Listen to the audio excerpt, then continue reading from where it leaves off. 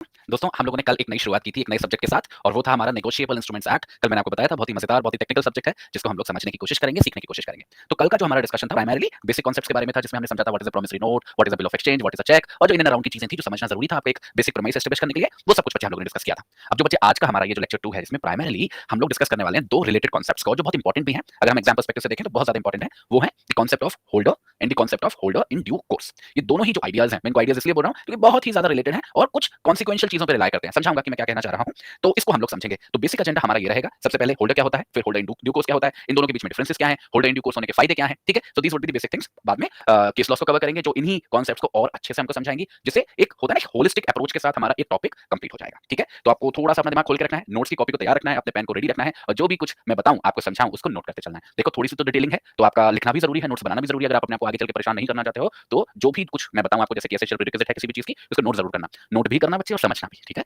समझना भी बड़ा जरूरी है, केवल नोट करने से फायदा क्या अगर समझ में नहीं आएगा तो, ठीक है। तो शुरुआत करते हैं बच्चे हमारे डिस्कशन की। So the very first thing is कि भाई हम लोगों ने कल डिस्कस किया और कुछ टर्मिनोलॉजीज आई जिनको हमने समझा। जैसे कुछ एक्सप्रेशन जो हमने कल यूज किए, जैसे कल मैंने आपको बताया कि अगर प्रॉमिसरी नोट की बात हो तो दो लोग हैं जो इंपॉर्टेंट होते हैं। एक है जो प्रॉमिसरी नोट को बना रहा है मतलब जो प्रॉमिस कर रहा है उसको हम बोलते हैं मेकर, जो अपोजिट पार्टी होती है जिसको प्रॉमिस हो रहा होता है उसको हम बोलते हैं पेई। ऐसे जब हमने बिल ऑफ एक्सचेंज की बात करी तो वहां पे हमने तीन पार्टीज की बात की। एक होता है जो बिल ऑफ एक्सचेंज को बना रहा है वो है ड्रॉर, दूसरा है जिसको ऑर्डर दिया जा रहा है क्योंकि बिल ऑफ एक्सचेंज के अंदर प्रॉमिस नहीं होता, ऑर्डर टू पे होता है। तो जिसको ऑर्डर दिया जा रहा है पेमेंट के संबंध में उसको बोलते हैं ड्रॉई और जिसके बेनिफिट में है वो इंस्ट्रूमेंट उसको बोलते हैं हम पेई, ठीक है। तो ये सब हम लोगों ने जो बेसिक टर्मिनोलॉजीज यूज होती हैं वो सीखी थी। पर आज का जो हमारा कॉन्टेक्स्ट है होल्डर और होल्डर इन ड्यू कोर्स वाला, वहां पे हमारे लिए तीन लोग इंपॉर्टेंट, इनफैक्ट तीन टर्मिनोलॉजीज इंपॉर्टेंट है। वो क्या क्या है वो मैं आपको सबसे पहले समझाता हूं जिससे आप बिल्कुल भी कॉन्सेप्ट्स को लेके कंफ्यूज ना हो। देखो कंफ्यूजन के चांसेस हमेशा बने रहते हैं ऐसे सब्जेक्ट्स में जिसमें थोड़ा सा डिटेलिंग ज्यादा होता है, इसलिए अपनी तरफ से जितनी प्रिकॉशन रखोगे उतना बेटर होगा। तो तीन एक्सप्रेशंस हैं जो कॉमनली यूज होंगे आज के लेक्चर में। वो है सबसे पहला हमारे लिए इंपॉर्टेंट है पे। एक एक्सप्रेशन है जिसको हम बोलते हैं बियरर। एक एक्सप्रेशन है जो यूज होगा आज उसको हम बोलते हैं इंडोसी। ये तीन लोग हैं, इन्हीं से निकलेंगे ये दोनों कॉन्सेप्ट जो हम आज पढ़ेंगे। कौन कौन से? होल्डर और holder in due course, holder in due course. ये मान के चलिए ये माता है और ये बच्चे हैं। ये क्या होते हैं उससे पहले ये समझाता हूं कि ये क्या है। देखो पे एक ऐसा एक्सप्रेशन है जो बहुत ब्रॉड एक्सप्रेशन है।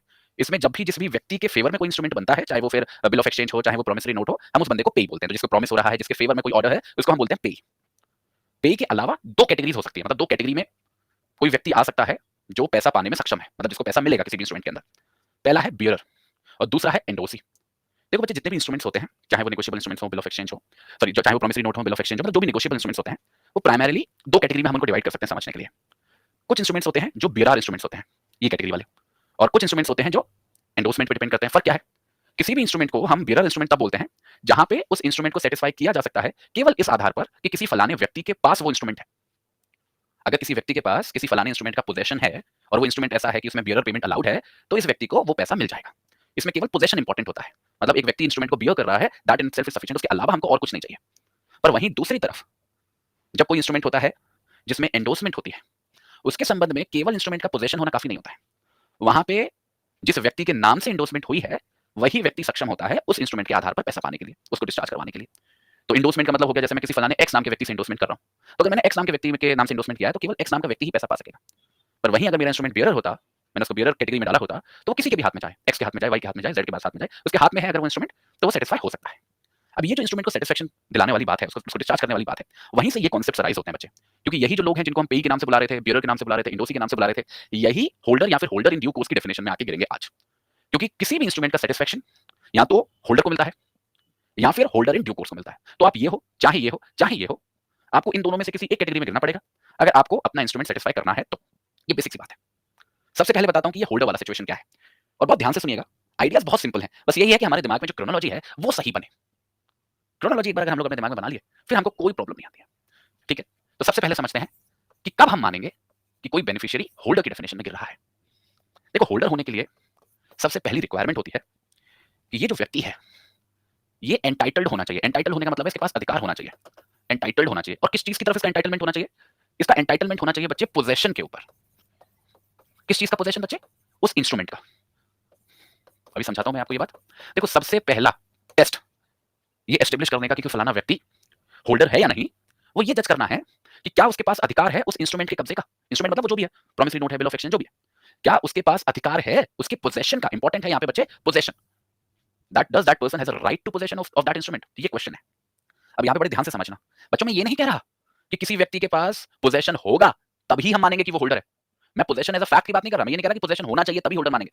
पोजेशन हो बहुत अच्छी बात है, ना हो कोई बात नहीं, आपके पास अधिकार होना चाहिए पोजेशन का।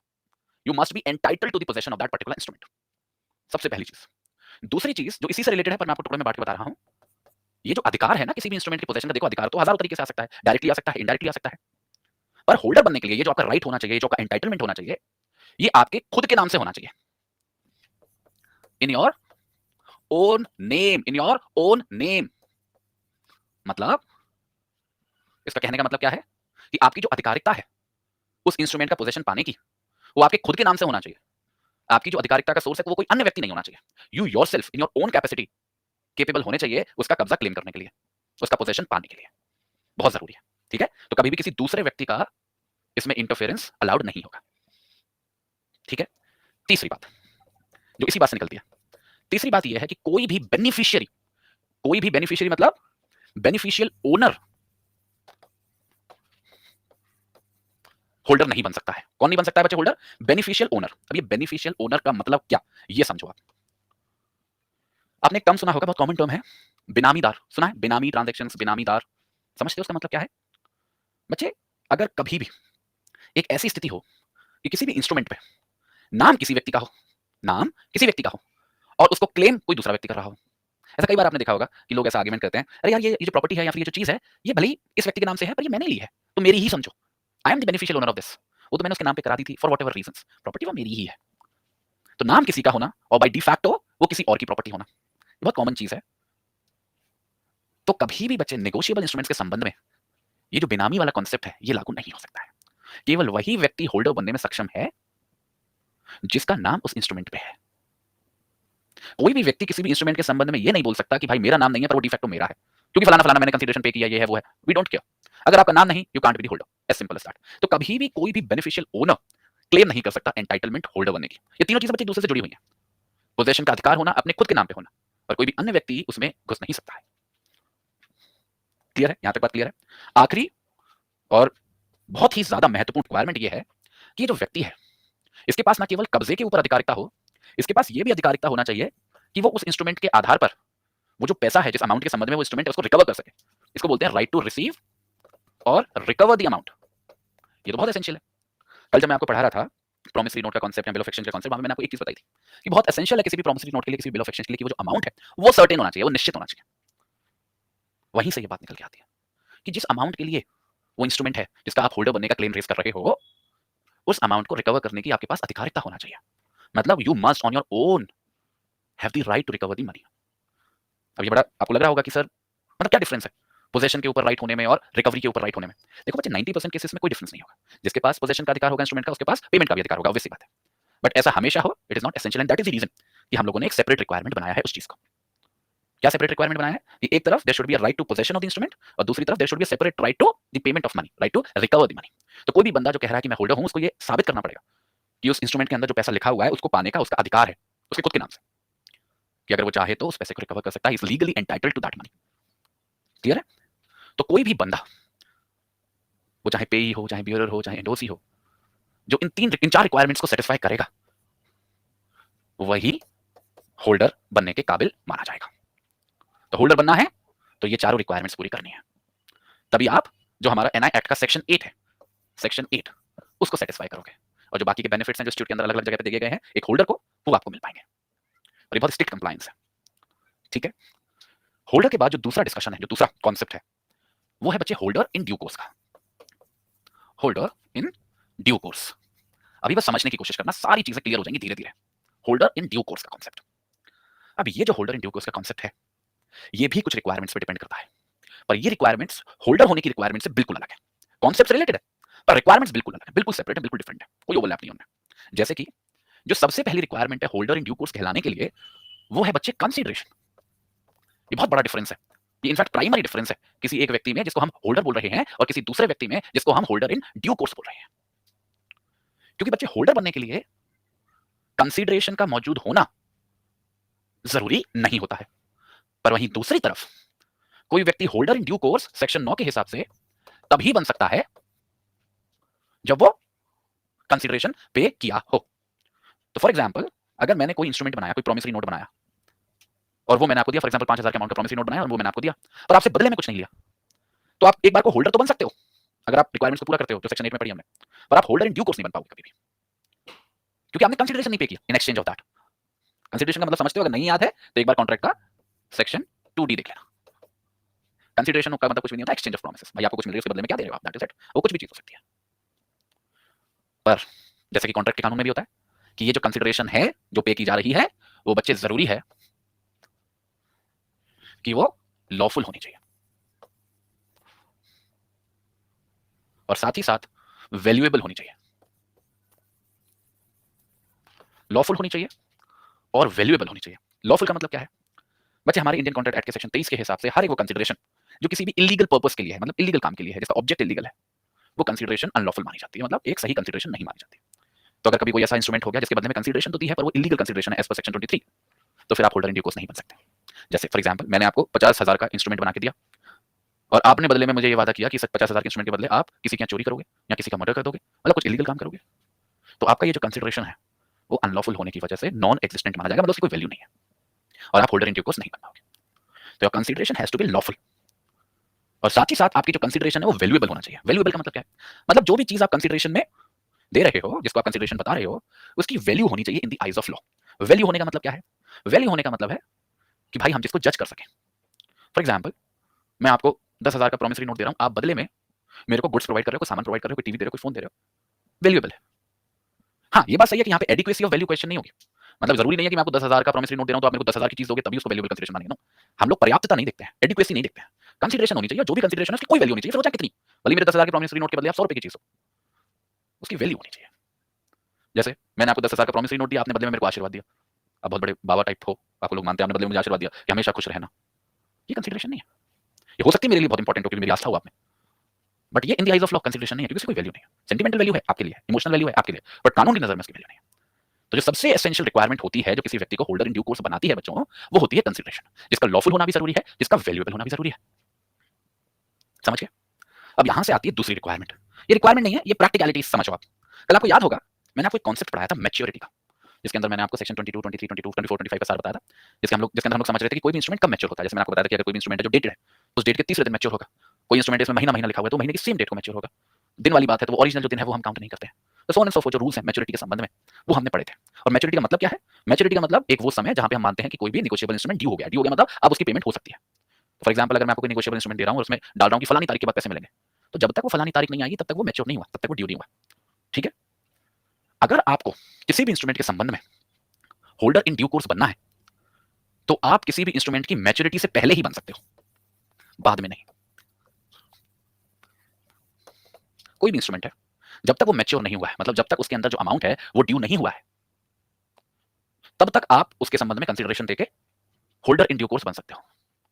बट अगर बच्चों एक बार कोई भी इंस्ट्रूमेंट ड्यू हो गया तो फिर आप होल्डर इन ड्यू कोर्स नहीं बन पाओगे। अभी डिपेंड करता है कि वो इंस्ट्रूमेंट क्या है, उसमें कोई डेट लिखी हुई है तो उस डेट के बाद होगा ड्यू, या फिर मानो एक और कॉन्सेप्ट होता है डिमांड का। कई इंस्ट्रूमेंट होते हैं जो डिमांड पे आधारित होते हैं, उनमें कोई तारीख वारीख समय में नहीं लिखा होता, तो वो ड्यू कब होते हैं? जब डिमांड की जाती है। तो जब तक डिमांड नहीं की जा रही तब तक वो ड्यू नहीं हुआ, तब तक उसके बारे में बन जाओ होल्डर इन ड्यू कोर्स, उसके बाद नहीं बन पाओगे।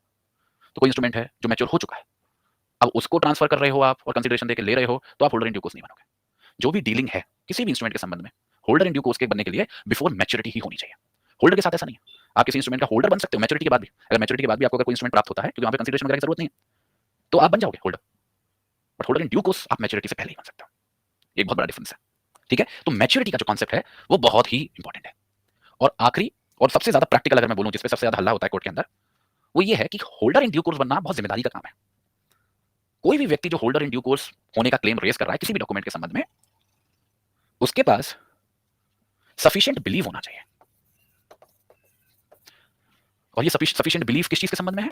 ये सफिशिएंट बिलीव इस चीज के बारे में होना चाहिए कि वो जो उसका इंस्ट्रूमेंट है उसमें कोई भी डिफेक्ट नहीं है, कोई भी डिफेक्ट नहीं है। मतलब अगर आप किसी भी इंस्ट्रूमेंट के संबंध में कंसीडरेशन दे रहे हो मैच्योरिटी से पहले, तो अगर आप होल्डर इन ड्यू कोर्स बनना चाहते हो तो ये आपकी जिम्मेदारी है कि आप उस इंस्ट्रूमेंट को प्राप्त करने से पहले अपनी तरफ से पुरजोर कोशिश कर लो ये सुनिश्चित करने की कि उस इंस्ट्रूमेंट के साथ कहीं कोई परेशानी तो नहीं है, उसमें कोई डिफेक्ट तो नहीं है, कोई दिक्कत तो नहीं है। अगर आपने अपनी तरफ से पूरी कोशिश की, पूरा ड्यू केयर और अटेंशन दिखाया, किसी भी प्रकार की कोई नेग्लिजेंस नहीं की गई आपके द्वारा, और फिर आपने उस डॉक्यूमेंट, उस इंस्ट्रूमेंट के संबंध में कंसीडरेशन पे करके उसको प्राप्त किया, तो आप होल्डर इन ड्यू कोर्स बन जाओगे। भले ही हो सकता है सच्चाई में उस इंस्ट्रूमेंट में कोई डिफेक्ट निकल आए कल को, इसलिए डिफेक्ट है या नहीं इंस्ट्रूमेंट के अंदर सवाल ये नहीं है, सवाल ये है कि आपने अपनी तरफ से पर्याप्त कोशिश की या नहीं की उसके डिफेक्ट को पता लगाने के लिए।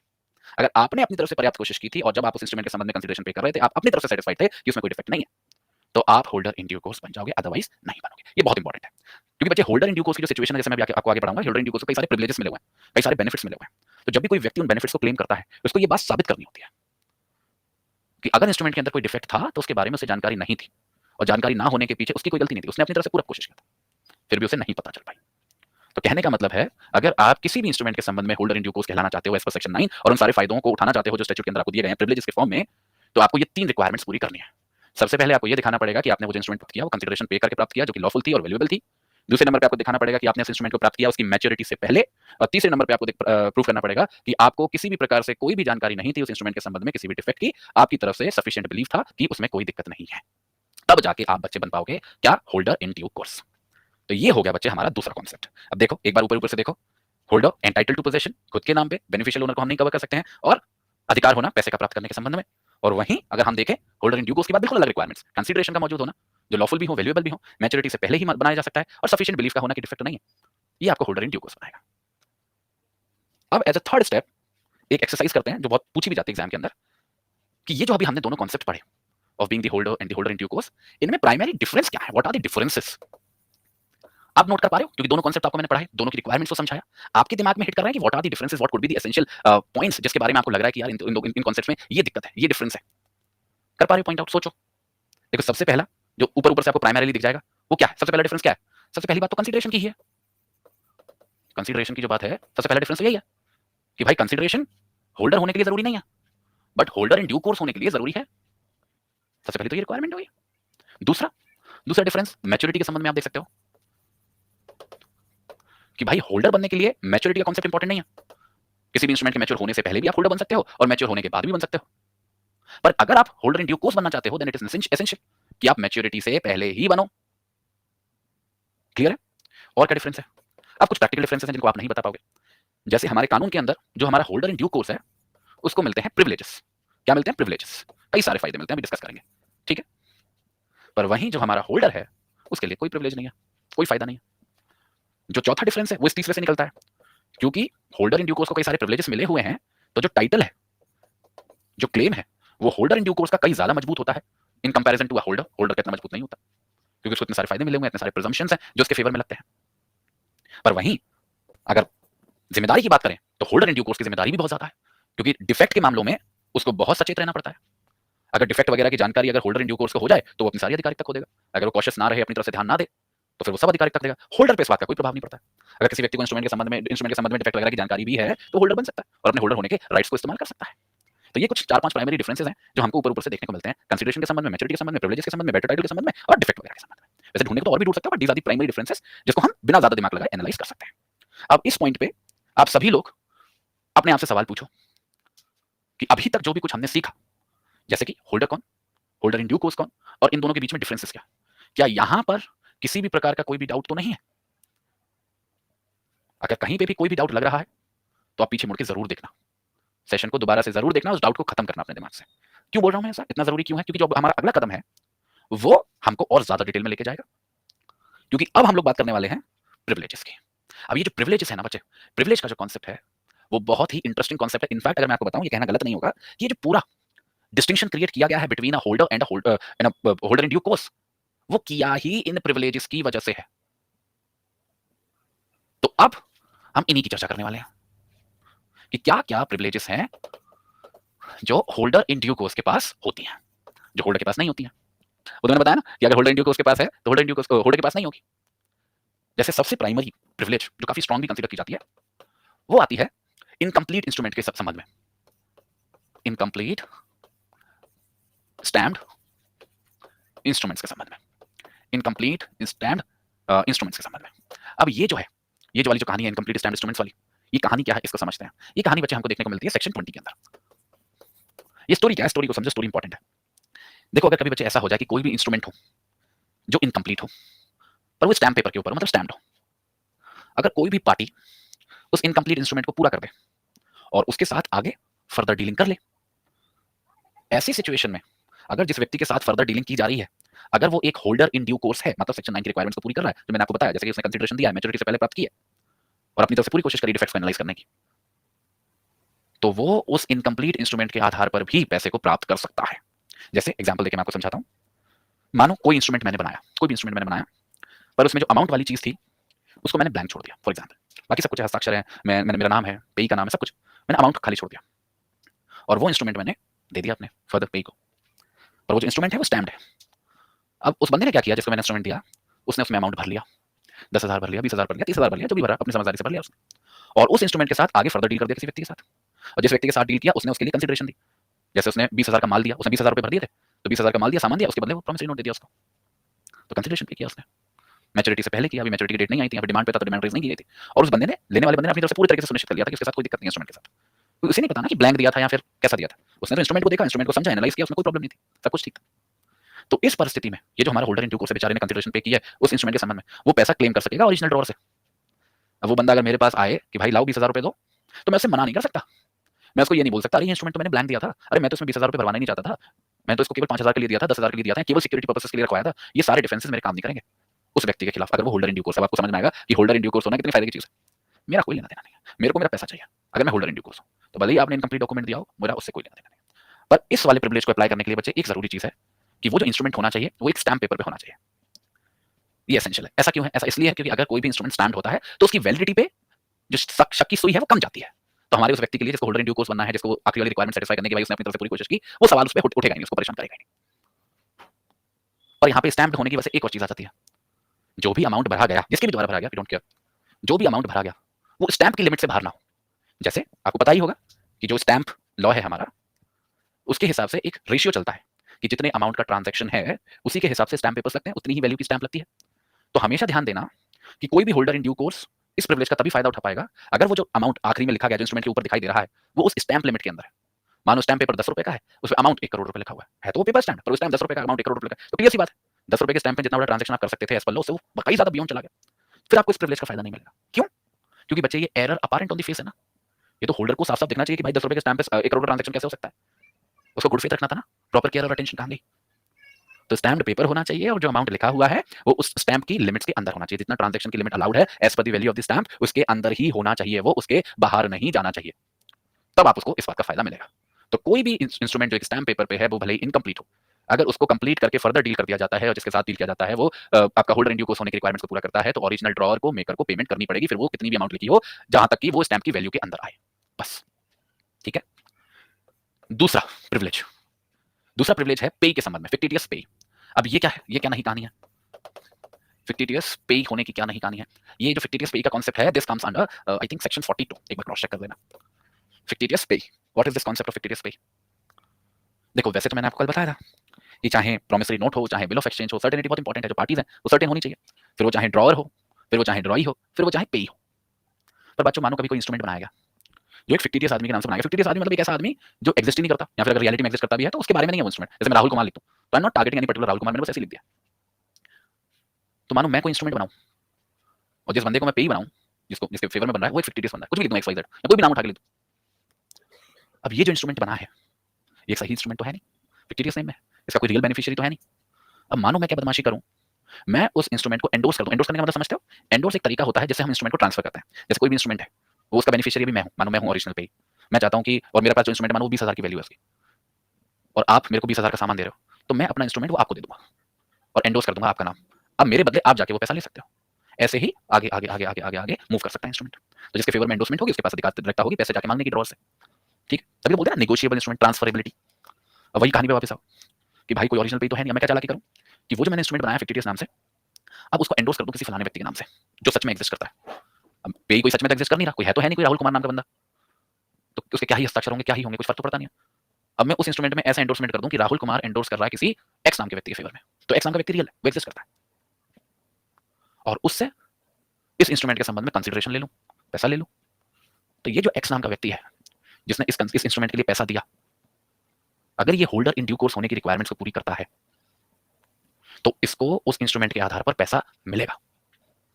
अगर ये बंदा आएगा मेरे पास जिसका भी नाम ऐसे ड्रॉ लिखा है तो मेरे को पैसा देना होगा।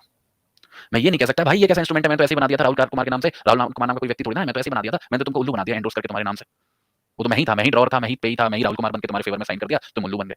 नहीं, भले ही किसी इंस्ट्रूमेंट का जो ओरिजिनल पेई है वो फिक्टिटियस हो, बट अगर उस इंस्ट्रूमेंट को आगे नेगोशिएट किया गया है और उस नेगोशिएशन में कंसिडरेशन दिया गया है पार्टी के द्वारा और उसकी अपनी तरफ से कोई गलती नहीं है, उसने अपनी तरफ से पूरी ड्यू केयर और अटेंशन दिखाई है ये सुनिश्चित करने की कि उस इंस्ट्रूमेंट में कोई परेशानी नहीं है, तो उसको पैसा मिलेगा।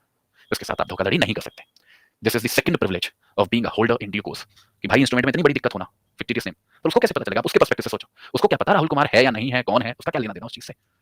समझ रहे हो? व्हाट इज इंपॉर्टेंट इज कि भाई मैंने कंसिडरेशन पे की और अपनी तरफ से पूरा ध्यान दिया तो मेरे को पेमेंट मिलेगा, ये इंपॉर्टेंट है। ठीक है, तीसरी प्रिविलेज, मैं एक ही प्रिविलेज के अंदर दो पढ़ा रहा हूं आपको। पहली सिचुएशन है कंडीशन से संबंधित और दूसरी संबंध है दूसरी सिचुएशन है स्पेसिफिक पर्पस से जुड़ी हुई, स्पेसिफिक पर्पस की बात। अब ये क्या कहानी है भाई? देखो, वैसे तो मैंने कल आपको बताया है कि कोई भी इंस्ट्रूमेंट हो, चाहे वो प्रॉमिसरी नोट हो, चाहे वो बिल ऑफ एक्सचेंज हो, हम उसमें पेमेंट को कंडीशनल नहीं बना सकते। वो सर्टेन होनी चाहिए, निश्चित होनी चाहिए, पक्का होगी ही होगी। आप अपना प्रॉमिस या आप अपना ऑर्डर कंडीशनल नहीं रख सकते किसी भी आधार पर। तो उसका एक हल्का सा एक्सेप्शन था कि अगर आप कोई एक ऐसी कंडीशन लगा रहे हो जिसका होना निश्चित है, सर्टेन है, तो ऐसा अलाउड है, ऐसी कंडीशंस लगाना अलाउड है। उसी बात से ये डिस्कशन आता है। मानो कोई इंस्ट्रूमेंट बनाया गया और उस इंस्ट्रूमेंट के अंदर प्रॉमिस किया गया है पेमेंट का, किसी अमाउंट ऑफ मनी का ऑर्डर दिया जा रहा है, पर वो जो प्रॉमिस है या वो जो ऑर्डर है वो कंडीशनल है, किसी कंडीशन पर निर्भर है। पर ये बात उस इंस्ट्रूमेंट में नहीं लिखी हुई है, वो पार्टीज के बीच की अंडरस्टैंडिंग है। अब पता चले कि उस इंस्ट्रूमेंट को आगे फर्दर नेगोशिएट कर दिया जाए, वो जो पार्टी है जिसके पास इंस्ट्रूमेंट है, जो ओरिजिनल पे है, उसको फर्दर नेगोशिएट कर दे और जिस बंदे को नेगोशिएट करे वो उसके संबंध में कंसीडरेशन दे, अपनी तरफ से पूरी कोशिश करे सच्चाई को पता लगाने की, मतलब होल्डर इन ड्यू कोर्स हो। अब ये जो होल्डर इन ड्यू कोर्स है ना, ये आ सकता है और उस ड्रॉवर से पैसा मांग सकता है। ड्रॉवर ये नहीं बोल सकता अरे भाई ये तो कंडीशनल था, अभी तो कंडीशन पूरी हुई नहीं, मैं अभी कैसे पैसा दे दूं? नहीं, जो कंडीशन वाली बात है that was the transaction between the original parties.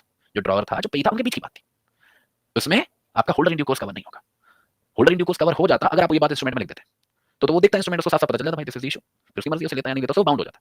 But if that is not the situation, तो किसी भी प्रकार की कोई भी कंडीशन जो लगाई गई हो बाय द ओरिजिनल पार्टीज, वो उससे बाउंड नहीं होता है। अगर उसने कंसीडरेशन देके विद प्रॉपर ड्यू केयर और अटेंशन किसी इंस्ट्रूमेंट को पाया है, तो वो उसको प्राप्त कर सकता है, उसके अंदर पेमेंट प्राप्त कर सकता है। ठीक है, इसी से कुछ मिलता जुलता है स्पेसिफिक पर्पस वाली बात कि मानो कोई इंस्ट्रूमेंट बनाया गया और उसके अंदर कोई पर्टिकुलर अमाउंट को मेंशन किया गया, पर वो जो अमाउंट था जिसको मेंशन किया गया वो किसी स्पेसिफिक पर्पस के लिए डेजिग्नेट किया गया था कि भाई ये जो पैसा है मैं आपको दूंगा, but it would have a specific purpose. जैसे मैं किसी के फेवर में इंस्ट्रूमेंट क्रिएट कर रहा हूँ और उसमें मानो 2 लाख रुपए कर रहा हूँ और बोल रहा हूँ कि आप इस इंस्ट्रूमेंट को लेके आना, मैं आपको 2 लाख रुपए दूंगा, बट वो जो 2 लाख रुपए होंगे that would be for a particular purpose. तो मतलब वो जो इंस्ट्रूमेंट है उसका एक स्पेसिफिक पर्पस है कि इस काम के लिए उसको यूज करेंगे हम लोग, जैसे कॉलेज की फी भरने के लिए या कोई गाड़ी खरीदने के लिए, सो एंड सो फॉर, जो भी बिजनेस में लगाने के, जो भी ऐसा हो सकता है, इट इज वेरी कॉमन। अब मानो वो जो इंस्ट्रूमेंट है जो किसी स्पेसिफिक पर्पस के लिए दिया गया था, वो जो बंदा है जो ओरिजिनल पे है वो उसको नेगोशिएट कर दे और फॉर कंसीडरेशन कर दे। फॉर कंसीडरेशन करने का मतलब क्या है कि उस बंदे ने बेचारे ने पैसा दिया है और अपनी तरफ से सारी सावधानी रखी, उस इंस्ट्रूमेंट के अंदर ऐसा कुछ नहीं लिखा है कि जिसके अंदर पता चलता हो कि क्या स्पेसिफिक पर्पस है भाई इस इंस्ट्रूमेंट का। तो हमारा ये जो बंदा है जिसको हम होल्डर इन ड्यू कोर्स बोल सकते हैं, ये बंधा हुआ नहीं है उस स्पेसिफिक पर्पस वाली बात से। अगर वो बंदा पैसा मांगने आता है ड्रॉवर के पास, मेकर के पास, ड्रॉवर और मेकर उसको ये नहीं बोल सकते अरे भाई मैं आपको पैसा नहीं दे सकता, अरे ये पैसा तो किसी स्पेसिफिक पर्पस के लिए था। जैसे कंडीशन वाली बात, सेम लॉजिक कि जो भी स्पेसिफिक पर्पस था that was the transaction between the original parties. आगे आने वाला कोई भी बंदा जो उसके साथ डील कर रहा है वो उससे अफेक्टेड नहीं होना चाहिए। That is very idea, basic idea. अगर आपको इससे बाउंड करना है फ्यूचर ट्रांजैक्शंस को, तो आपको उसको इंस्ट्रूमेंट के अंदर लिखना चाहिए। तो ये भी एक प्रिविलेज है। इसको अगर आप पढ़ना चाहो तो आप पढ़ सकते हो अंडर सेक्शन 46 एंड सेक्शन 47, आपको ये देखने को मिल जाएगा।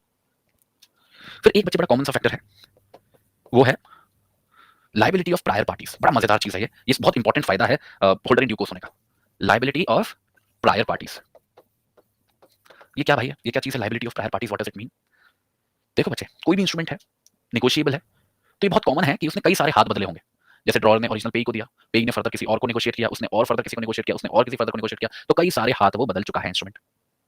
ठीक है, मानो जो लाइन में आखिरी बंदा है, मतलब जिसके हाथ में आज वो इंस्ट्रूमेंट है, जो उस इंस्ट्रूमेंट के लिए कंसीडरेशन पे किया है, जो आखिरी बंदा है, अगर वो होल्डर इन ड्यू कोर्स है, मतलब उसने उस इंस्ट्रूमेंट को पाने के लिए कंसीडरेशन पे किया है और अपनी तरफ से पूरा ध्यान रखा है कि उस इंस्ट्रूमेंट में कोई गलती ना हो, तो उसका जो अधिकार है उस इंस्ट्रूमेंट को सेटिस्फाई करने का, वो ड्रॉवर के खिलाफ तो है, जो ओरिजिनल ड्रॉवर है उसके पास जाएगा कि पैसा मांगे भाई आपने इंस्ट्रूमेंट बनाया था, ये ट्रांसफर हो के मेरे पास आया है, इससे पैसा पे करो। जो प्राइमरी रिस्पांसिबिलिटी है टू सेटिस्फाई द इंस्ट्रूमेंट, वो ड्रॉवर की तो है, मेकर की तो है। बट जितने भी प्रायर पार्टीज थे उस इंस्ट्रूमेंट के, जो जिनके भी हाथों में वो कभी इंस्ट्रूमेंट गया था, they will all B liable, they will all B liable over that instrument. मतलब अगर पैसा पे नहीं होता है तो ड्रॉवर को तो हम लोग खींचेंगे ही खींचेंगे, क्योंकि उसकी तो प्राइमरी रिस्पांसिबिलिटी है ही। बट जितनी भी प्रायर पार्टीज रही उनकी भी उतनी ही लायबिलिटी होगी अगर पेमेंट नहीं होती है तो। ये बहुत इंपॉर्टेंट है, ये बहुत ही बड़ी प्रोटेक्शन है कि अगर ड्रॉवर पेमेंट देने से मना कर दे, उसमें आनाकानी दिखाए, तो you can hold the prior parties liable. इसको अगर आप पढ़ना है तो आप सेक्शन 36 की रेफरेंस ले सकते हो। तो ये एब्सोल्यूट होता है। ये बच्चे देखो, जितने भी मैं ये फायदे आपको बता रहा हूं, ये होल्डर्स के लिए नहीं है, ये केवल होल्डर्स इन ड्यू कोर्स के लिए है, मतलब जिन्होंने कंसीडरेशन दिया और ध्यान रखा था और मैच्योरिटी से पहले प्राप्त किया था। ठीक है, क्लियर हो गए? अगली प्रिविलेज मैं आपको बताता हूं। अगली जो प्रिविलेज है वो सोर्स बेस्ड है। सोर्स बेस्ड होने का मतलब क्या है कि भाई अगर कोई भी बंदा है जो भले ही खुद होल्डर इन ड्यू कोर्स ना हो, बहुत इंटरेस्टिंग समझना इसको, कोई भी बंदा जो खुद होल्डर इन ड्यू कोर्स ना हो, मतलब सेक्शन 9 की रिक्वायरमेंट पूरा ना करता हो, वो मात्र एक होल्डर हो, मतलब सेक्शन 8 के अंदर कवर होता हो, अगर इस बंदे ने जो इंस्ट्रूमेंट प्राप्त किया है वो एक होल्डर इन ड्यू कोर्स से किया है, तो इस होल्डर के पास भी वो सारे राइट्स होंगे, वो सारी प्रिविलेजेस होंगी जो अभी हमने डिस्कस की, जो इस होल्डर इन ड्यू कोर्स के पास थी। ये बहुत इंटरेस्टिंग है, ये बहुत इंटरेस्टिंग है। अब देखो बच्चे, कोई भी इंस्ट्रूमेंट है जब वो नेगोशिएट होता है, वो किन टर्म्स पे नेगोशिएट हो रहा है इस पे डिपेंड करेगा कि उस जो बंदा इंस्ट्रूमेंट को पा रहा है वो होल्डर बनेगा या होल्डर इन ड्यू कोर्स बनेगा। जैसे फॉर एग्जांपल, अगर आपको कोई भी इंस्ट्रूमेंट गिफ्ट किया जा रहा है तो आप होल्डर बनोगे, होल्डर इन ड्यू कोर्स नहीं बनोगे। वहीं दूसरी तरफ अगर आप इंस्ट्रूमेंट को खरीद रहे हो, आप उसके लिए कंसीडरेशन पे कर रहे हो, तो आप होल्डर इन ड्यू कोर्स बनोगे। तो जब कई बार हाथ बदलता है कोई भी इंस्ट्रूमेंट, तो ऐसा हो सकता है कि होल्डर इन ड्यू कोर्स आए, फिर होल्डर आए, होल्डर होल्डर होल्डर, फिर holder in due course, holder in due course, depending कि जो हर एक ट्रांजैक्शन हुआ वो किन फैक्ट्स एंड सर्कमस्टेंसेस में हुआ, कंसीडरेशन पे हुई या नहीं हुई, और डिपेंड्स ऑन दैट। पर ये जो रूल है ये बड़ा इंटरेस्टिंग रूल है। ये कहता है कि हमने जैसे देखा कि होल्डर की जो पोजीशन है नेगोशिएबल इंस्ट्रूमेंट्स के अंदर वो कंपैरेटिवली नीचे है, किससे? होल्डर इन ड्यू कोर्स से। पर जब कोई भी होल्डर अपने राइट को एक्वायर करता है किसी होल्डर इन ड्यू कोर्स से, उस पे वो सारे राइट्स आ जाते हैं जो एक होल्डर इन ड्यू कोर्स के पास होते हैं। जैसे कि अगर ये बंदा मानो होल्डर है, मतलब इसके पास जो इंस्ट्रूमेंट है इसने उसको पाने के लिए कंसीडरेशन पे नहीं किया था, अगर ये बंदा उस इंस्ट्रूमेंट को ट्रांसफर करता है और ट्रांसफर करते वक्त कंसीडरेशन लेता है, तो जिस बंदे को ट्रांसफर होगी इंस्ट्रूमेंट वो कौन बनेगा? Holder in due course. पर वहीं अगर इसके आगे होल्डर इन ड्यू कोर्स बना तो उसके पास सारी प्रिविलेजेस हैं जिसको हम लोग डिस्कस कर रहे हैं अभी यहाँ पे। पर वहीं अगर आगे ये जो होल्डर इन ड्यू कोर्स है उस इंस्ट्रूमेंट को ट्रांसफर कर दे बिना कंसीडरेशन लिए, किसी को गिफ्ट कर सकता है ना, उसे खुद कंसीडरेशन दी थी पर आगे किसी को गिफ्ट कर दे, तो अगला जो बंदा बना जिसके पास इंस्ट्रूमेंट आया वो तो होल्डर आ गया। पर ये जो होल्डर है जिसके राइट का सोर्स ये होल्डर इन ड्यू कोर्स है, इसको भी वो सारे बेनिफिट्स मिलेंगे जो इसको मिलते हैं, सारे बेनिफिट्स मिलेंगे। तो जो होल्डर अपने राइट्स को एक्वायर करता है from A holder in due course, इसको होल्डर इन ड्यू कोर्स होने के बेनिफिट्स मिलते हैं। ये हमको कहां देखने को मिलता है? सेक्शन 53 में। अब ये प्रिविलेज है या नहीं आप जज करो, पर एक फायदा तो है कि आप किसी एक ऐसे व्यक्ति को जो भले ही strictly holder in due course नहीं है, उसको वो सारे फायदे दे पा रहे हो जो उसको अदरवाइज नहीं मिलते, है ना? इंटरेस्टिंग है, मतलब एक ऐसा चीज है जिसको आप अगर एग्जाम में क्लेम करो तो एक अच्छा अच्छा इंप्रेशन आपका जाएगा टुवर्ड्स द एग्जामिनर। अगला जो प्रिविलेज है ये बड़े बेसिक बेसिक प्रिविलेजेस हैं, जैसे कोई भी डिफेंस लिया जाना किस आधार पर कि भाई कोई भी जो इंस्ट्रूमेंट है वो अनलॉफुल मींस या फिर अनलॉफुल कंसीडरेशन, अनलॉफुल मींस या फिर अनलॉफुल कंसीडरेशन के माध्यम से प्राप्त किया गया। तो मानो जैसे मैंने आपको बताया कि भाई होल्डर इन ड्यू कोर्स बनने के लिए जो कंसीडरेशन होनी चाहिए वो लॉफुल होनी चाहिए, तभी आप होल्डर इन ड्यू कोर्स बन पाओगे। पर मानो कभी ऐसा हो, जैसे मैं ड्रॉअर हूं इंस्ट्रूमेंट का, मैंने 50,000 का इंस्ट्रूमेंट बनाया और आपको दिया, किसी एक्स व्यक्ति को दिया, एक्स व्यक्ति ने उस 50,000 के बदले मेरे लिए कोई अनलॉफुल काम किया, तो उसकी जो कंसीडरेशन है वो अनलॉफुल है, तो वो तो होल्डर इन ड्यू कोर्स नहीं बन पाया। पर इंस्ट्रूमेंट तो उसके पास पहुंच गया ना, और इंस्ट्रूमेंट अपने आप में बिल्कुल ठीक है, कोई परेशानी नहीं। अब उस बंदे ने, एक्स बंदे ने उस इंस्ट्रूमेंट को फर्दर आगे नेगोशिएट कर दिया किसी भाई बंदे के साथ, और उससे लॉफुल कंसीडरेशन ले ली, कोई सामान ले लिया, कोई और चीज ले ली, लॉफुल कंसीडरेशन ले ली। तो वो जो बंदा है, भाई बंदा जो है, वो तो उसने तो कंसीडरेशन भी दी है और उसने अपनी तरफ से भी पूरा ध्यान रखा, क्योंकि इंस्ट्रूमेंट के अंदर तो ऐसा कुछ नहीं था कि शुरू में उसके बारे में कुछ अनलॉफुल लिया गया हो। तो ये जो बंदा है, वाई बंदा, ये मेरे पास आ सकता है और उस इंस्ट्रूमेंट में जितने पैसे लगे हैं उनको मांग सकता है। और अगर वो मांगता है तो मैं ये नहीं कह सकता कि भाई ये तो इंस्ट्रूमेंट ही गलत है, अरे अनलॉफुल कंसीडरेशन थी, ये तो पैसा मैं इसलिए दे रहा था क्योंकि वो व्यक्ति मेरे कहने पे किसी के यहाँ चोरी कर रहा था, ये तो अनलॉफुल थी। अगर वही बंदा आपसे पैसा मांगने आया होता जिसको आपने वो दिया था, तो आप उसको ये बात बोल सकते थे कि भाई तेरी कंसीडरेशन अनलॉफुल है, कॉन्ट्रैक्ट एग्जिस्टेंस में नहीं है, मेरी कोई लायबिलिटी नहीं बनती, भले वो आपका काम कर देता। बट अगर उसने उसको फर्दर नेगोशिएट कर दिया और जिसको नेगोशिएट किया उसने लॉफुल कंसीडरेशन दी है, उसको आपको पे करना पड़ेगा, क्योंकि वो कौन है? कौन है वो? Holder in due course. ये बंदा होल्डर इन ड्यू कोर्स नहीं बन पाया था क्योंकि इसने लॉफुल कंसीडरेशन नहीं दी थी, इसलिए बेचारे को मदद नहीं मिलती। पर वो बंदा होल्डर इन ड्यू कोर्स है, तो ये होल्डर इन ड्यू कोर्स होने का प्रिविलेज है कि कोई भी ड्रॉअर ये भाई आपके सामने डिफेंस नहीं ले पाएगा कि हमने जो इसको एक्वायर किया है ये किसी भी प्रकार से अनलॉफुल मीन से किया है या अनलॉफुल कंसीडरेशन का इस्तेमाल हुआ था। ठीक है, ये बच्चे आपको चर्चा देखने को मिलेगी सेक्शन 58 में। अब कुछ मिलते जुलते से प्रिविलेजेस हैं। अब जैसे अगला प्रिविलेज है वो इंस्ट्रूमेंट की वैलिडिटी के आधार पे है, जिसको हम बोलते हैं questioning the validity of the instrument, questioning the validity of the instrument. ये क्या है? ये क्या नई कहानी है? देखो, नेगोशिएबल इंस्ट्रूमेंट होने के लिए कुछ रिक्वायरमेंट्स हैं, हमने पढ़ा है। मानो मैं कोई नेगोशिएबल इंस्ट्रूमेंट बनाता हूं एज ए ड्रॉअर और वो ओरिजिनल पे को मैं देता हूं, और हो सकता है कि इस ट्रांजैक्शन के अंदर कोई दिक्कत या परेशानी हो, कोई प्रॉब्लम हो, क्वाइट कॉमन हो सकता है। पर वो जो बंदा है जिसको मैंने इंस्ट्रूमेंट दिया, वो क्या करता है? उस इंस्ट्रूमेंट को फर्दर आगे नेगोशिएट कर देता है। अब जिस बंदे के पास वो पहुंची, उसने उसके लिए पैसा दिया, कंसीडरेशन दिया, और वो जो इंस्ट्रूमेंट था उसमें कुछ भी ऐसा नहीं था जिससे पता चले कि कोई भी दिक्कत थी ट्रांजैक्शन में जो ओरिजिनल पे और ड्रॉअर के बीच में हुआ था। इंस्ट्रूमेंट बिल्कुल सही लग रहा है, बिल्कुल परफेक्ट लग रहा है, और उसने उसके लिए पैसा दिया है। अब ये जब बंदा जो होल्डर इन ड्यू कोर्स बन चुका है, अगर मेरे पास आएगा कि भाई पैसा दो इंस्ट्रूमेंट में, तो मैं उसको पैसा देने से मना नहीं कर सकता। मैं उसको ये नहीं बोल सकता कि बेटा ये इंस्ट्रूमेंट इनवैलिड है for so and so reason. मैं उस इंस्ट्रूमेंट की वैलिडिटी क्वेश्चन नहीं कर सकता। इंपॉर्टेंट ये नहीं है कि वो इंस्ट्रूमेंट वैलिड था या नहीं, इनवैलिड था या नहीं, this is not the question. The question is कि क्या वो इंस्ट्रूमेंट देखने से इनवैलिड लग रहा है या नहीं, या फिर क्या कोई तरीका है उस बंदे के लिए पता लगाने का कि इंस्ट्रूमेंट में कोई कमी है या नहीं। अगर instrument on the face of it उसमें कुछ भी ऐसा नहीं है कि कोई भी व्यक्ति पता लगा सके कि उसके साथ कोई दिक्कत है, और अगर कोई व्यक्ति फॉर कंसिडरेशन उस इंस्ट्रूमेंट को प्राप्त करता है अपनी तरफ से पुरजोर कोशिश करने के बाद, तो वो होल्डर इन ड्यू कोर्स होने के नाते ड्रॉअर से पैसा मांग सकता है, और इंस्ट्रूमेंट की इनवैलिडिटी उसके फेवर में किसी भी प्रकार का कोई भी डिफेंस के तौर पर काम नहीं करेगी। This is not a proper defence. ये है, ये जो डिस्कशन है ये आपको देखने को मिलेगा सेक्शन 120 के अंदर। अब ये जो सेक्शन 120 हो गया, 121 हो गया, 122 हो गया, ये मोर और लेस सिमिलर है, हल्का हल्का मैं आपको बता देता हूं। अब जैसे अगला डिफेंस है, क्वेश्चन किया जा रहा है, क्या क्वेश्चन किया जा रहा है? कैपेसिटी। किसकी कैपेसिटी? पे की कैपेसिटी, कैपेसिटी ऑफ पे टू एंडोर्स। देखो, मानो मैं ड्रॉवर हूं किसी भी इंस्ट्रूमेंट का, मैंने वो इंस्ट्रूमेंट एक पे के फेवर में बनाया, और उस इंस्ट्रूमेंट को देते वक्त अदरवाइज हो सकता है उस पे पे कुछ कंडीशंस वगैरह लगा दी हो कि वो उसको फर्दर नेगोशिएट नहीं करेगा। पर हुआ क्या, उस इंस्ट्रूमेंट के ऊपर कुछ ऐसा नहीं लिखा हुआ है, वो हमारी डीलिंग का पार्ट है। अब उस पे ने क्या किया, बदमाशी दे दी और उस इंस्ट्रूमेंट को फर्दर आगे नेगोशिएट कर दिया किसी बंदे के साथ, और वो जो नेगोशिएट किया वो फॉर कंसिडरेशन किया, और उस बंदे ने अपनी तरफ से पूरा ध्यान दिया, इंस्ट्रूमेंट में कुछ भी ऐसा नहीं था कि भाई वो आगे नेगोशिएट नहीं हो सकता या और किसी तरीके से पे पे कोई रेस्ट्रिक्शन है, उसने ले लिया। अब ये जो बंदा है ये होल्डर इन ड्यू कोर्स बन चुका है। अब ये बंदा अगर मेरे पास आएगा और उस इंस्ट्रूमेंट के आधार पर पैसा मांगेगा, भाई पैसा दो, तो मैं उससे ये नहीं बोल सकता कि बेटा मैंने तो पे की कैपेसिटी को रेस्ट्रिक्ट किया था, पे के पास तो राइट ही नहीं था कि वो किसी अन्य व्यक्ति के फेवर में एंडोर्स कर सके उस इंस्ट्रूमेंट को, ये इंस्ट्रूमेंट तो ट्रांसफरेबल ही नहीं था। ये सारे ऑब्जेक्शंस मेरे काम नहीं करेंगे उस व्यक्ति के खिलाफ, क्योंकि दो चीजें मैटर करती हैं। पहली चीज, इंस्ट्रूमेंट पे कुछ ऐसा लिखा है या नहीं। अगर इंस्ट्रूमेंट पे ही लिखा है कि भाई जो पे है उसके पास कैपेसिटी नहीं होगी टू फर्दर एंडोर्स इट, तो भाई वो साफ साफ दिख जाएगा ना उस बंदे को, उसको दिख जाएगा ऊपर, तो उसको लेगा ही नहीं, उसको डिफेक्ट अपारेंट दिख जाएगा। बट अगर इंस्ट्रूमेंट में ऐसा कुछ भी नहीं है और कोई ऐसा तरीका नहीं है जैसे पता लगा सके, कोई थर्ड पार्टी को क्या पता यार कि किसी पहले वाले लोगों ने क्या ट्रांजैक्शन किया है, आपस में क्या उनकी बातचीत हुई है, वो तो इंस्ट्रूमेंट को देख के जज करेगा ना। तो ऐसी सिचुएशन में होल्डर इन ड्यू कोर्स का राइट होता है कि डिस्पाइट सच डिफेंस वो अपने पैसे को पा सकता है। ठीक है, कुछ भी ऐसा डिफेंस रेस किया जाए डजंट मैटर, जस्ट डोंट किया। ठीक है, तो कभी भी पे की कैपेसिटी जो एंडोर्स करने के संबंध में उसके बारे में डिफेंस लेना वो अलाउड नहीं है, और जो हमारा होल्डर इन ड्यू कोर्स है उसको पैसा मिलेगा। ये आपको सेक्शन 121 में देखने को मिलता है। आखिरी जो प्रिविलेज कंसीडर किया जा सकता है वो भी बड़ी इंटरेस्टिंग सिचुएशन है। जैसे मैंने आपको बताया कि कोई भी इंस्ट्रूमेंट है वो कई सारे हाथ बदलता है, एक बंदे से दूसरे पे जाता है, दूसरे बंदे से तीसरे पे जाता है, तीसरे बंदे से चौथे पे जाता है, so on and so fourth transaction चलता है, तो कई सारी पार्टीज इन्वॉल्व हो जाती हैं। तो मानो कभी भी फाइनली वो इंस्ट्रूमेंट किसी एक ऐसे बंदे के हाथ में पहुंचा जो होल्डर इन ड्यू कोर्स है, मतलब उसने उस इंस्ट्रूमेंट के लिए कंसीडरेशन दिया और अपनी तरफ से पूरी कोशिश की है कि कहीं पे भी कोई कमी ना हो, कोई दिक्कत ना हो, कोई परेशानी ना हो, all is good, all is fine.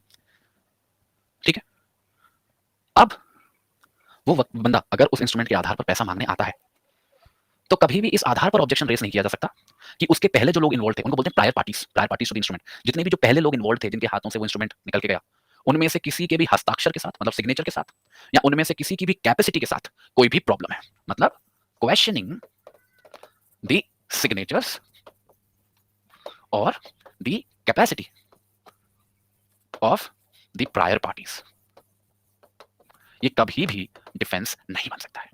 हो सकता है कोई डिफेक्ट रहा हो सकता है कि कोई पार्टी इनकेपेबल रही हो, doesn't matter. If in the end वो इंस्ट्रूमेंट मेरे हाथ में है, अगर मैंने उस इंस्ट्रूमेंट के लिए कंसीडरेशन दिया है और अगर मैंने अपनी तरफ से पूरे तरीके से सुनिश्चित किया कि उस इंस्ट्रूमेंट में कोई भी प्रॉब्लम नहीं थी, मुझे कोई जानकारी नहीं है किसी भी गलत चीज के बारे में, देन मेरे को पैसा मिलेगा। डिफेक्ट है या नहीं, नॉट द क्वेश्चन। कैपेसिटी है या नहीं, not the question. The question is मैंने कंसीडरेशन दिया नहीं, द क्वेश्चन इज मैंने अपनी तरफ से पूरा ध्यान रखा या नहीं। अगर ये दोनों चीजें मैं सेटिस्फाई करता हूं अलॉन्ग विद द मैच्योरिटी वाली चीज, पैसा मिलेगा। This is the benefit of being a holder in due course. ये मान के चलो अगर मैं आसान भाषा में बोलूं after considering all of these privileges कि भाई अगर कोई होल्डर इन ड्यू कोर्स है तो उसे पैसा मिलेगा, गारंटी है। फिर चाहे इंस्ट्रूमेंट के साथ डिफेक्ट हो जाए, फिर चाहे पे के साथ डिफेक्ट हो जाए, ड्रॉअर के साथ डिफेक्ट हो जाए, ट्रांजैक्शन में डिफेक्ट हो जाए, अनलॉफुलनेस आ जाए, कुछ भी हो जाए, अगर कोई व्यक्ति होल्डर इन ड्यू कोर्स कह सकता है अपने आप को, मतलब उसने कंसीडरेशन पे की है, उसने अपनी तरफ से पूरी कोशिश की है कि वो किसी भी गलती को नजरअंदाज ना करे, और उसने फेवर में जो ट्रांसफर हुआ है उस इंस्ट्रूमेंट की मैच्योरिटी से पहले हुआ है, तो उसको पैसा मिलेगा ही। और लगभग हर प्रकार का जो पॉसिबल डिफेंस हो सकता है किसी भी केस में जब आप किसी इंस्ट्रूमेंट के आधार पर पैसा मांगने जाते हो, उस सब को प्रिविलेज का पार्ट बना के हटा दिया गया है। लिटरली इसको हटा नहीं बोलेंगे कि भाई जब उसको रेज ही नहीं कर सकते हो तो करोगे क्या।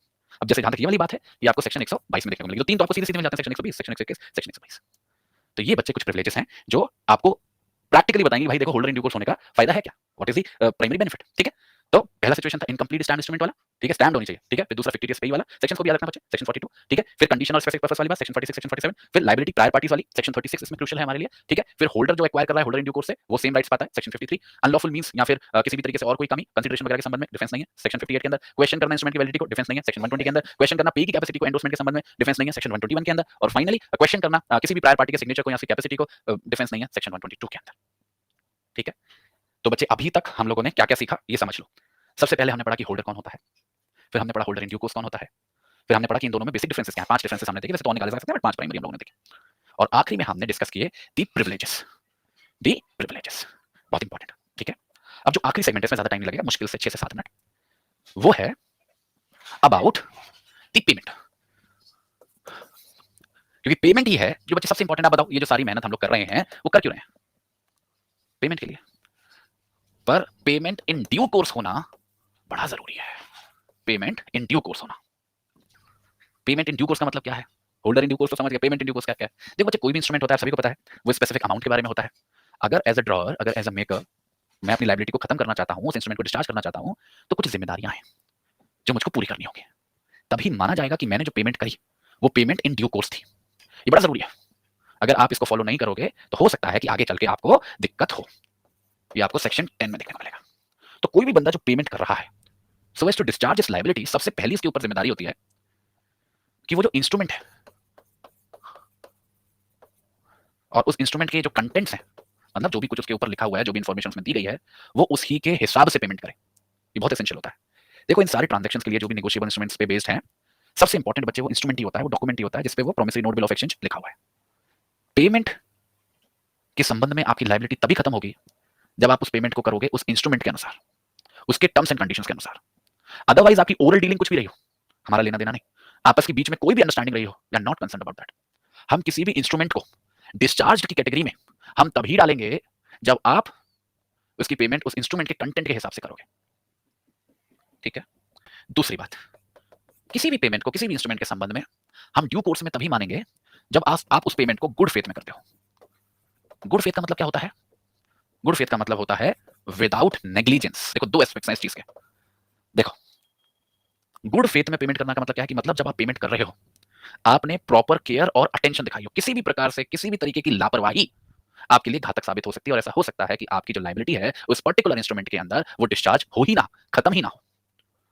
तो अगर आप चाहते हो कि आपके द्वारा करी जा रही पेमेंट ड्यू कोर्स में मानी जाए, वैलिड मानी जाए, डिस्चार्ज के सक्षम हो, तो आप उसको गुड फेथ में करो। अगर आप कोर्ट के सामने आते हो और बोलते हो कि मैंने पेमेंट कर दी है, आपको एस्टेब्लिश करना पड़ता है कि आपने जो पेमेंट की है वो गुड फेथ में की है और उसमें किसी भी प्रकार की कोई भी लापरवाही नहीं। अगर आप इस बात को साबित करने में असक्षम रहते हो तो बच्चे आपकी लायबिलिटी को डिस्चार्ज नहीं माना जाएगा। और तीसरी और प्रैक्टिकली महत्वपूर्ण रिक्वायरमेंट है कि जो पेमेंट आप कर रहे हो उसको ड्यू कोर्स में तभी माना जाएगा जब उस पेमेंट को आप एक person in possession of the instrument को करते हो तो ही। मतलब जो आपको पेमेंट करनी है वो एक ऐसे व्यक्ति को ही करनी है जिसके पोजेशन में वो इंस्ट्रूमेंट है। To a person in possession. आप एक के बिहाफ पे किसी दूसरे व्यक्ति को अगर पेमेंट कर रहे हो, फिर आपके आपस में कुछ भी अंडरस्टैंडिंग रही हो, you are not concerned about that. इस कानून के अंदर अगर आप अपनी लायबिलिटी को खत्म करना चाहते हो तो पेमेंट केवल उस व्यक्ति को ही करें जिसके कब्जे में वो इंस्ट्रूमेंट है। और ये कब्जे वाली बात बच्चे दो चीजों पे है। अगर कोई इंस्ट्रूमेंट बियरर इंस्ट्रूमेंट है तो हमको पोजेशन ही चाहिए कि भाई जिसके पास वो इंस्ट्रूमेंट है उसको पैसा मिल जाएगा। पर वहीं अगर कोई इंस्ट्रूमेंट एंडोर्स्ड है, इंडोर्समेंट वाला कोई भी इंस्ट्रूमेंट होता है, तो वहां पे पोजेशन तो चाहिए ही चाहिए, साथ के साथ ये भी देखना पड़ता है कि उसी के नाम से इंडोर्समेंट हो। ये एक एडिशनल रिक्वायरमेंट बन जाती है। पर कोई भी हो, अगर मैं आसान भाषा में बताऊं, ये तीसरी रिक्वायरमेंट का मतलब ये है कि आप उसी व्यक्ति को पेमेंट दो जो उस पेमेंट के संबंध में अधिकारिता रखता है उस इंस्ट्रूमेंट के अनुसार। अगर वो बियरर इंस्ट्रूमेंट है तो जिस व्यक्ति के पास उस इंस्ट्रूमेंट का पोजेशन है, अगर वो एक ऐसा इंस्ट्रूमेंट है जिसमें इंडोर्समेंट हो रखी है तो उस व्यक्ति के नाम, जिसके नाम पे इंडोर्समेंट है, उसी को पेमेंट करो। तो कोई भी पेमेंट एक ड्यू कोर्स में तभी मानी जाएगी जब वो इंस्ट्रूमेंट के अनुसार होगी, गुड फेथ में होगी, विदाउट नेग्लिजेंस होगी, और एक ऐसे व्यक्ति को होगी जो उस इंस्ट्रूमेंट के संबंध में अधिकारिता रखता है। मतलब जिसका आसान भाषा में बोले तो person who is in possession of that. अब बताओ, मैं समझ रहा हूं कि थोड़ा सा हैवी हो गया है, पर आज अभी तक जो हमने स्टैट्यूटरी एजेंडा कवर किया है वो अच्छा खासा कर लिया है, क्योंकि हमने टोटल 4-5 पॉइंट्स कवर करे। होल्डर का करा, होल्डर इन ड्यू कोर्स का करा, उनके बीच के डिफरेंसेस का करा, प्रिविलेजेस का करा, और finally payment in due course का भी समझ लिया। तो एक अच्छा एस्पेक्ट हम लोगों ने आज कवर किया, तो आई एम क्वाइट हैप्पी। तो अभी हम लोग यहाँ पे ब्रेक लेते हैं बच्चे, हफे ना आका, अभी आप जाओ माइंड को रिलैक्स करके आओ। 7 बजे जब हम लोग वापस मिलेंगे अपने नेक्स्ट सेशन में, तो जो भी कुछ हमने आज डिस्कस किया है, जो कहानी पढ़ी, होल्डर इन ड्यू कोर्स, ये सारी जो सब कुछ पढ़ा है, उससे संबंधित जो केस लॉज हैं जिनको हमें एग्जाम में लिखना होगा अपने आंसर के अंदर, उसको डिस्कस करेंगे। ठीक है, तो लगभग 5-6 केस लॉज हैं जिनको मैं बारी बारी आपको समझाऊंगा, ज्यादा समय नहीं लगेगा, मुझे लग रहा है 1 घंटे के अंदर हो जाना चाहिए।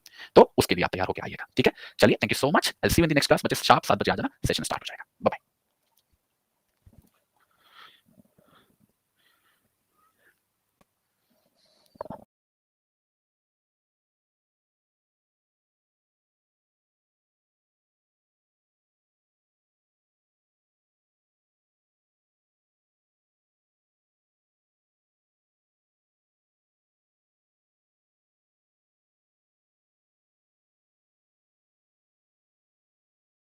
काफी आसान होता है सब्सटेंटिव लॉ से। इसमें बस आपको पैटर्न समझना है। अगर आपने पैटर्न समझ लिया ना, तो चाहे वो सीपीसी हो चाहे सीआरपीसी हो, चुटकियों में आप उसके आंसर्स करोगे। बस आप वो उसका जिस नहीं समझा पाते। और क्यों नहीं समझ पाते? क्योंकि ज्यादातर ये बहुत बड़ी परेशानी है, ज्यादातर बच्चे मैंने देखा है जो तैयारी में आते हैं ना, वो कुछ ज्यादा ओवर प्रिपरेशन कर लेते हैं। ये ओवर प्रिपरेशन बहुत बड़ा रीजन है बच्चों के फेलियर का। ओवर प्रिपरेशन नहीं करना, उतना करो जितना जरूरी है, जितना काम का है, जितना आप कंजर्व कर पा रहे हो, जितना आप समझ पा रहे हो। ये रूल बना लो लाइफ में, उतना पढ़ूंगा या पढ़ूंगी जितना मैं 100% कह सकती हूं कि अगर से सवाल आएगा तो मैं फोड़ दूंगी, बस उतना पढ़ो, ठीक है। ये नहीं कि सब पढ़ लिया थोड़ा थोड़ा, इस किताब से भी पढ़ लिया, वहां से भी पढ़ लिया, ये सब नहीं करना है, बहुत ही क्लीन रहना है। और मैंने आपको कल बोला था थोड़े टाइम के लिए जितनी भी आपकी किताबें हैं, जो नोट्स आपने खरीद रखे हैं 10 जगह से, सबको साइड रख दो, मेरे को थोड़ा सा समय दो, मेरे को आप अपने 3-4 महीने देखो, रोज एक क्लास अटेंड करो, और जो मैं नोट्स अपलोड करता हूं उनको देखो, मेरी पीपीटी को देखो। मेरी गारंटी है कि जो कोर सब्जेक्ट्स हैं वो आपके इतने स्ट्रांग कर दूंगा कि आपके वो नोट्स, वो किताबें कभी जीवन में नहीं कर पाते। ये मेरा आपसे वादा है। तो दोस्तों अगर बिल्कुल तैयारी, आप बिल्कुल तैयार हैं सेशन के लिए, तो प्लीज बाय टाइप कर दो, तो मैं शुरू करता हूं आज का सेशन। ठीक है दोस्तों, शुरू करते हैं आज का सेशन। तो क्रिमिनल प्रोसीजर है, आज पहली क्लास है सीआरपीसी की।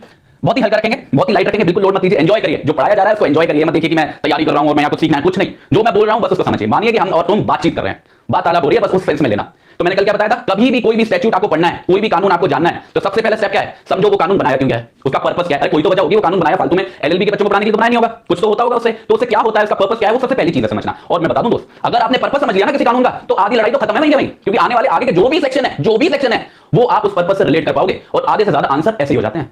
ठीक है, तो पर्पस पे बहुत ज्यादा ध्यान देना। कल मैंने आपको बताया कि एविडेंस लॉ का पर्पस क्या था। एविडेंस लॉ का पर्पस वो मदद करता है कोर्ट ऑफ लॉ की जजेस की केस को डिसाइड करने में, एक तरफ या दूसरी तरफ, एक तरीके का सपोर्टिंग हैंड किसका, कोर्ट ऑफ लॉ का। ठीक है, पर सीआरपीसी का क्या है फिर पर्पस, सीआरपीसी किस तरीके से कंट्रीब्यूट कर रहा है, तो सीआरपीसी का कंट्रीब्यूशन भी आज दोस्तों देख लेते हैं, समझ लेते हैं।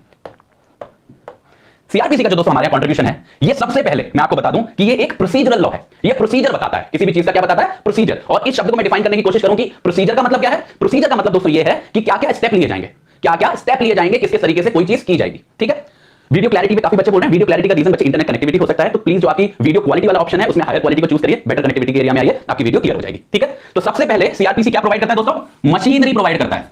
क्या प्रोवाइड करता है, मशीनरी, एक सिस्टम प्रोवाइड करता है, एक सिस्टम डेवलप करता है। किस चीज के लिए, प्रोसिक्यूशन के लिए, ट्रायल के लिए और पनिशमेंट के लिए। किस तरीके से किसी को प्रोसिक्यूट किया जाएगा, किस तरीके से केस का ट्रायल चलेगा और किस तरीके से पनिशमेंट दी जाएगी, ये दोनों तौर पे ये पर्पस बताता है। अभी भी वीडियो क्लैरिटी में इशू है क्या बच्चे? अगर वीडियो क्लियर आ रही है तो प्लीज वाइट टाइप करो दोस्तों। ठीक है, ठीक है, मेजॉरिटी को क्लियर आ रही है बच्चे, वो इंटरनेट कनेक्टिविटी का इशू है जिनको क्लियर नहीं आ रही है। कैमरा वगैरह मेरी तरफ से, मेरे एंड से सब कुछ ठीक है बच्चे, कोई इशू नहीं है। अच्छा, मेरे को एक सेकंड दीजिए, मैं एक बार क्रॉस चेक करता हूं।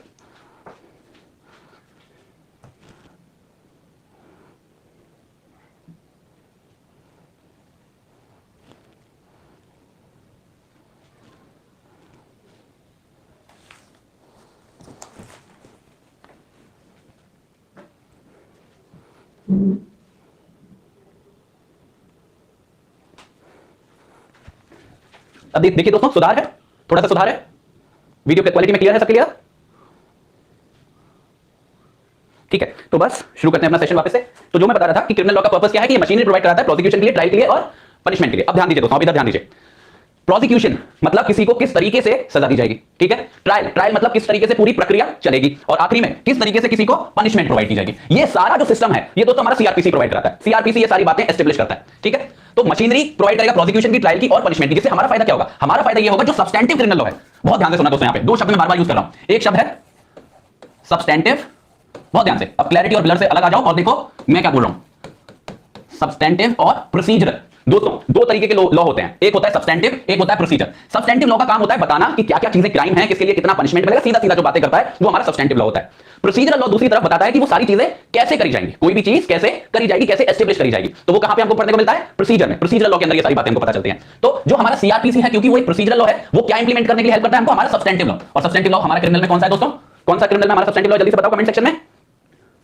क्या है इंडिया में सबसे प्रीडोमिनेंट क्रिमिनल लॉ, सब्सटेंटिव जो है नेचर में, इंडियन पीनल कोड, बिल्कुल सही। आईपीसी जो है जो हमारा, वो हमारा क्रिमिनल एरिया में सब्सटेंटिव लॉ है। और प्रोसीजर के लिए कौन सा है, सीआरपीसी। तो अगर मैं बोलता हूं कि सीआरपीसी हेल्प करता है किसको, आईपीसी को, क्या करने में, इंप्लीमेंट करने में। क्योंकि आईपीसी तो बस ये बता देता है कि क्या क्या चीजें क्राइम है, मर्डर हो गया, थेफ्ट हो गया, रेप हो गया, रॉबरी हो गया, उसने क्राइम बता दिया, पनिशमेंट बता दिया। पर वो सब होगा कैसे, किसी बंदे को पकड़ेंगे कैसे, उसके खिलाफ केस कैसे चलेगा, क्या कैसे कैसे क्या प्रक्रिया होंगी, वो सारी चीजें दोस्तों बताता है हमारा प्रोसीजरल लॉ, और जिसको हम क्रिमिनल एरिया में बोलते हैं सीआरपीसी, जो आज हम पढ़ने के लिए आए हैं। तो ये हो गया दोस्तों हमारा पर्पस। अब एम क्या क्या है, सीआरपीसी का एम है कि वो हर एक व्यक्ति को फेयर ट्रायल प्रोवाइड करे। फेयर ट्रायल का मतलब है सबको बराबर मौका मिले अपनी इनोसेंस साबित करने का, किसी के साथ किसी भी तरीके का कोई भी डिस्क्रिमिनेशन, कोई भी इनजस्टिस ना हो पाए, इसलिए एक सेट प्रोसीजर प्रोवाइड किया गया है। ठीक है, तो पहला एम है फेयर ट्रायल। दूसरा एम है डिले को प्रिवेंट करना, मतलब फिक्स्ड प्रोसीजर होगा, फिक्स्ड स्टेप्स होंगे, जैसे क्या होगा, जो डिले होती है जो केस डिसाइड करने में जो डिले होती है वो ना हो पाए, तो प्रिवेंट डिले। और सबसे important smooth functioning of the court proceeding, मतलब जो कोर्ट की प्रोसीडिंग्स हैं वो सिस्टमैटिकली चल पाए, मतलब जज भी क्लियर हो कि अगले स्टेप में मुझे क्या करना है, वकील भी क्लियर हो कि उनसे क्या एक्सपेक्टेड है, विटनेसेस को भी पता हो कि क्या प्रक्रिया है, क्या प्रोसीजर है, और जो एक्यूज है जिसके खिलाफ केस चल रहा है वो भी सर्टेन रहे कि मुझे ऐसे ही नहीं जेल में डाल दिया जाएगा, ये सारी प्रक्रियाएं फॉलो होंगी और मुझे पूरा मौका मिलेगा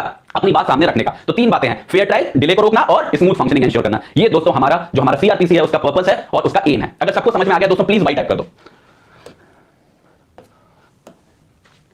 ठीक है, आगे बढ़ते हैं। अगली बात जो मैं आपको करना चाहूंगा वो है एक्सटेंट की, मतलब ये जो हमारा सीआरपीसी जो कानून है वो हमारे देश में कहां कहां पे लागू होता है, सीधी सी बात है। ठीक है, अब ये जम्मू एंड कश्मीर के किस्से के बाद हमारा जो ये सीआरपीसी है ये पूरे भारत में अप्लाई होता है to the whole of India. तो आपको कोई कंफ्यूजन नहीं देगा, अब वो बकवास लिखने की जरूरत ही नहीं रही कि except the state of Jammu and Kashmir, खत्म बात, पूरे इंडिया में अप्लाई होता है। ठीक है, तो पहली स्टेटमेंट क्या है, it extends to the whole of India. दूसरी बात, तीन chapters, chapter number 8, chapter number 10 और चैप्टर नंबर 11 इस लॉ के, चैप्टर नंबर 8, चैप्टर नंबर 10 और चैप्टर नंबर 11, खाली ये तीन चैप्टर ऐसे हैं जो अगर सरकार चाहे तो, अगर स्टेट गवर्नमेंट चाहे तो नागालैंड या फिर जो अदर ट्राइबल एरियाज हैं, मणिपुर के, मिजोरम के, नॉर्थ ईस्टर्न स्टेट्स के या फिर सदर्न स्टेट्स के जो अदर ट्राइबल एरियाज हैं उन पे अप्लाई नहीं होगा। सीआरपीसी नहीं दोस्तों, सीआरपीसी के खाली ये तीन चैप्टर, चैप्टर 8, चैप्टर 10 और चैप्टर 11। तो एक्सटेंट की बात को अगर मैं कंक्लूड करूं तो पहली बात ये पूरे भारत में लगता है, मोटे तौर पर पूरे भारत में लगता है, और दूसरी बात ये जो तीन चैप्टर है 8, 10 और 11 ये चाहे तो राज्य सरकार चाहे तो नागालैंड और अदर ट्राइबल एरियाज पे नहीं लगे जाएंगे। ठीक है, खाली ये तीन चैप्टर्स की बात है। अगर एक्सटेंट की बात दोस्तों क्लियर है तो प्लीज वाई टाइप कर दो, आगे बढ़ेंगे।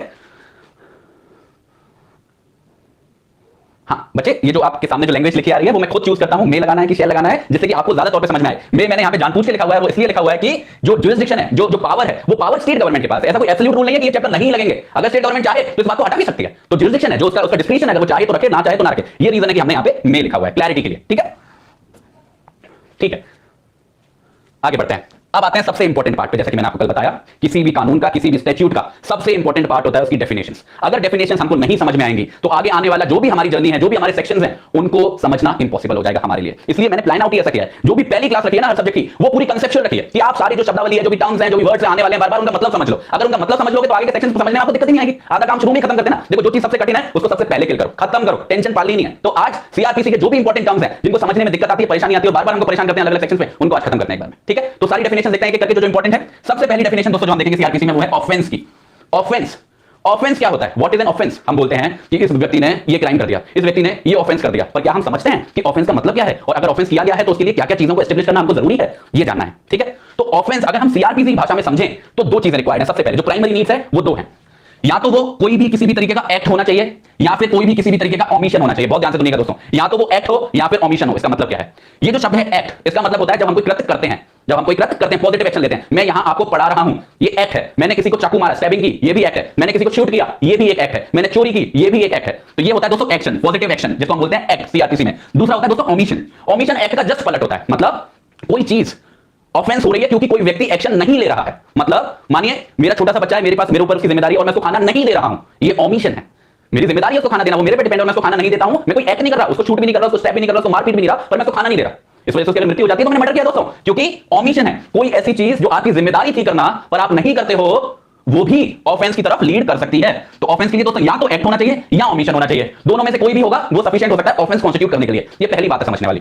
दूसरी बात, कोई भी एक्ट या ओमिशन ऑफेंस दोस्तों तभी कहलाएगा जब उसको पनिशेबल डिक्लेयर किया गया है कानून के द्वारा। जब उसको पनिशेबल डिक्लेयर किया गया है कानून के द्वारा, इसका मतलब है कि कोई भी लॉ ये बताता है कि अगर कोई ये एक्ट करता है, अगर कोई भी व्यक्ति ये ओमिशन करता है तो उसको सजा मिलेगी। मानिए आईपीसी में लिखा है कि अगर कोई चोरी करता है तो उसको सजा मिलेगी, तो मतलब वो डिक्लेयर कर रहा है कि चोरी करना एक अपराध है, एक ऑफेंस है। तो वो डेफिनेशन में गिरता है ऑफेंस की सीआरपीसी के अंदर। तो ये जो एक्ट है और ये जो ओमिशन है, ऑफेंस तभी बनेगा जब उसको पनिशेबल डिक्लेयर किया गया होगा कानून के द्वारा। ज्यादातर केसों में ये कानून कौन सा रहेगा दोस्तों? क्योंकि क्रिमिनल पार्ट है आईपीसी, इंडियन पीनल कोड, जरूरी नहीं और भी कानून हो सकते हैं, पर मेनली आईपीसी रहेगा। तो दो बातें सीखी, एक्ट भी हो सकता है, ओमिशन भी हो सकता है, पर ये जरूरी है कि वो एक्ट या ओमिशन पनिशेबल हो किसी भी कानून के द्वारा। ठीक है, और आखिरी बात ये छोटी सी रखने वाली है, अगर ऑब्जेक्टिव टाइप क्वेश्चन आ जाए, साफ साफ लिखा हुआ है सेक्शन 20 के अंदर कैटल ट्रेसपास एक्ट है, उसका जो सेक्शन 20 है उसको स्पेसिफिकली इंक्लूड किया गया है ऑफेंस की डेफिनेशन में। इसमें समझाने के लिए कुछ भी नहीं है दोस्तों, बस इतना याद रख दो कि कैटल ट्रेसपास एक्ट का जो सेक्शन 20 है, जो भी बातें उसमें कही गई हैं, उनको ऑटोमेटिकली ऑफेंस डिक्लेयर किया गया है हमारे आईपीसी स्टैट्यूट के द्वारा, बस। पर जो कॉन्सेप्चुअल वाला पार्ट है, जो हमारे लिए ज्यादा महत्वपूर्ण है, वो ये है एक्ट होना चाहिए, ओमिशन होना चाहिए, जिसको पनिशेबल डिक्लेयर किया हो लॉ के द्वारा। अगर दोस्तों ऑफेंस की डेफिनेशन आप सबको क्लियर है तो प्लीज वाई टाइप कर दीजिए।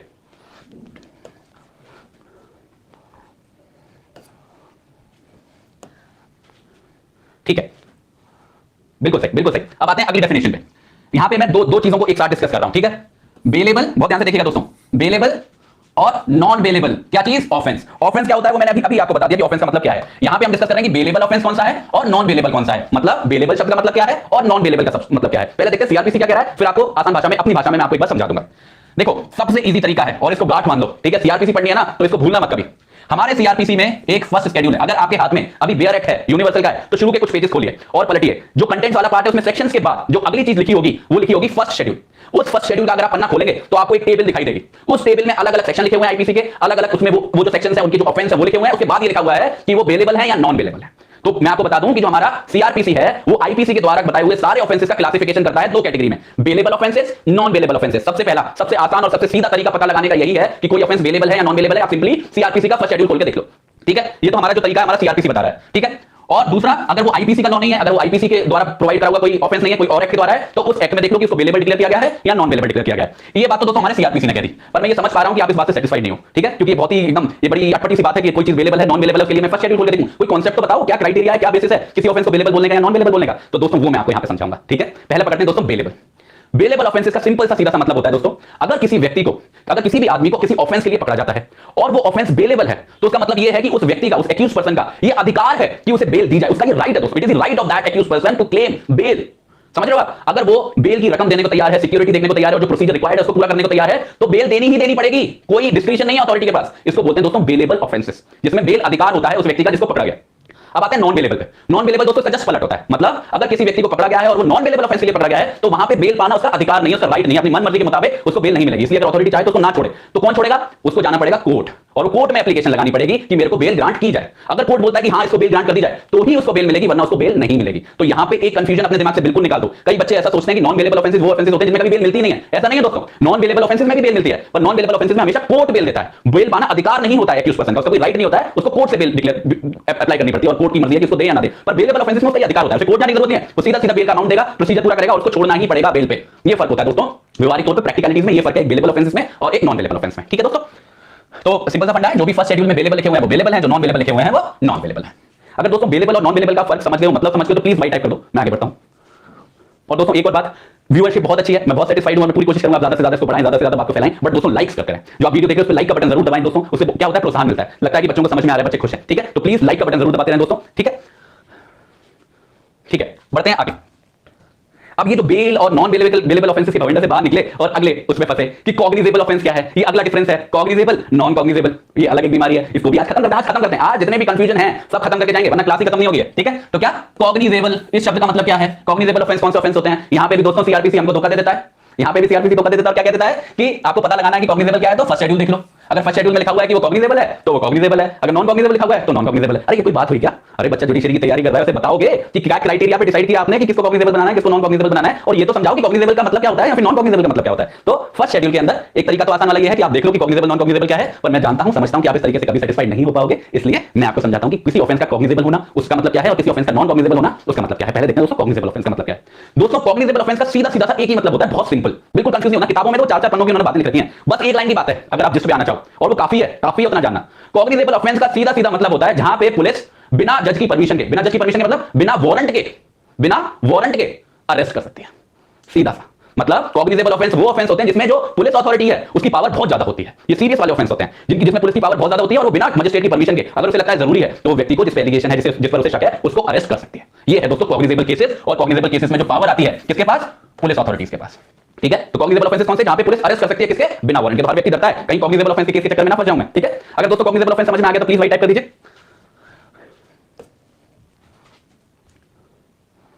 बिल्कुल। अब आते हैं दोस्तों अगले पे, कॉग्निजेबल का जुड़वा भाई क्या? Non cognizable offence. बहुत आसान है, यहां पे भी सीआरपीसी धोखा दे रहा है, कह रहा है फर्स्ट शेड्यूल देख लो, कुछ हेल्प नहीं कर रहा हमारी, पर मैं करता हूं ना आपकी हेल्प। जैसे कॉग्निजेबल का मतलब ये था कि आपको वारंट की जरूरत नहीं है, जज की परमिशन की जरूरत नहीं है, आप जाओ और आपको रिलीफ मिलेगा और आप मतलब पुलिस चाहे तो अरेस्ट कर सकती है बिना जज की परमिशन के। पर नॉन कॉग्निजेबल ऑफेंस में जस्ट पलट सिचुएशन है। कहने का मतलब ये है कि अगर जो हमारी पुलिस अथॉरिटी है वो अरेस्ट करना चाहे भी तो बिना कोर्ट की परमिशन के नहीं कर सकती है। उसे पहले एरिया मजिस्ट्रेट को कांटेक्ट करना पड़ेगा, उसे सारी बातें बतानी पड़ेंगी, उसे मनाना पड़ेगा कि हां इस व्यक्ति का अरेस्ट करना बहुत जरूरी है और नहीं भाग जाएगा। अगर जब तक मजिस्ट्रेट हां नहीं बोलेगा, जब तक वारंट इशू नहीं करेगा, तब तक पुलिस अथॉरिटी उस व्यक्ति को दोस्तों छू नहीं सकती है। तो हमने क्या जाना कि नॉन कॉग्निजेबल केसेस में जो पुलिस की पावर है वो बहुत लिमिटेड है, यहां पे मजिस्ट्रेट का रोल बहुत ज्यादा है, वारंट हमको चाहिए ही चाहिए, बिना वारंट के बात नहीं बनती है दोस्तों, ठीक है। अगर दोस्तों नॉन कॉग्निजेबल की समझ में आ गया तो प्लीज वाइट टाइप कर दो।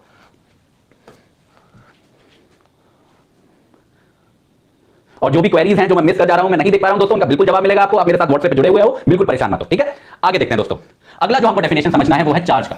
ये चार्ज का मतलब क्या होता है, ठीक है, इसके रिगार्डिंग भी बच्चे बहुत कंफ्यूज रहते हैं। ये चार्ज का मतलब क्या, कौन चार्ज हो रहा है, ठीक है। तो चार्ज का मतलब इसमें क्या है, तो सबसे पहले सीधी सी बात है, बहुत सीधी सी बात है, सीआरपीसी बहुत सीधी सीधी बात करता है, वो घुमा फिरा के जैसे आईपीसी करता है ना कि इंटेंशन नॉलेज फलाना, ये नहीं, सीआरपीसी सीधी सीधी बात करता है, बहुत स्ट्रेट फॉरवर्ड आदमी है और कहता है कि ये होगा ये होगा। तो चार्ज का मतलब सीआरपीसी कहता है सीधा सीधा दी ग्राउंड्स, इस शब्द को याद कर लो, the grounds on which the accused is charge, जिस बिना पे, जिस बेसिस पे किसी व्यक्ति को पकड़ा जा रहा है, जिस बिना पे किसी व्यक्ति को एलिगेशन लगाया जा रहा है, उसको बोलते हैं हम चार्ज। अरे किसी व्यक्ति को आपने पकड़ा, अरे किसी व्यक्ति को आपने केस चलाया, किसी व्यक्ति के लिए आप वारंट मांग रहे हो, किस वजह से मांग रहे हो, व्हाट आर द ग्राउंड्स, वो तो ग्राउंड्स हैं, वही दोस्तों चार्ज बनते हैं। आगे चल के वही चार्ज बनते हैं कि अच्छा तुमने ये क्राइम किया है, हमेशा कि तुमने ये किया, हमेशा कि तुमने चोरी की, हमेशा कि तुमने मर्डर किया, हमेशा कि तुमने रेप किया, हमेशा कि तुमने रॉबरी की, यही दोस्तों आगे जाके चार्ज में कन्वर्ट हो जाते हैं। चार्ज दोस्तों एक भी हो सकता है, एक से ज्यादा भी हो सकता है, पुलिस की तो आदत होती है कई सारे चार्ज थोप देने के लोगों पे, तो हर एक इंडिविजुअल चार्ज को भी चार्ज बोलते हैं, ठीक है। तो चार्ज एक भी हो सकता है और एक से ज्यादा भी हो सकते हैं। तो अगर मैं एक लाइन में कंक्लूड करूं चार्ज का मतलब क्या है, तो जिस बिना पे, जिस ग्राउंड्स पे किसी व्यक्ति को, जिस रीजन की वजह से किसी व्यक्ति को अरेस्ट किया गया है, वही दोस्तों चार्ज बनता है आगे जाके, ठीक है। अगर चार्ज की डेफिनेशन क्लियर है सबको तो आगे बढ़े दोस्तों। वाई दबा दीजिए बच्चे, ठीक है, बिल्कुल बिल्कुल। अगर कोई मिस्टेक है उसको नजरअंदाज करें, कॉन्सेप्ट पे फोकस करें बच्चे, कॉन्सेप्ट पे फोकस करो, जो बोला जा रहा है उस पर ज्यादा फोकस रखो। अगला जो शब्द हमको समझना है वो है कंप्लेंट। ये तो हमने बहुत सुना है, ये तो हम स्कूल के दिन से सुने आते हैं कि मैं तेरी कंप्लेंट कर दूंगा मैडम से, कॉलेज में भी कि मैं तेरी कंप्लेंट कर दूंगा डीन को, घर पे भी मैं तेरी कंप्लेंट कर दूंगा मम्मी पापा को। तो इस शब्द का मतलब क्या है और क्या इस शब्द का जो हमारा जेनेरिक मतलब है क्या वो किसी तरीके से अलग है सीआरपीसी के अंदर?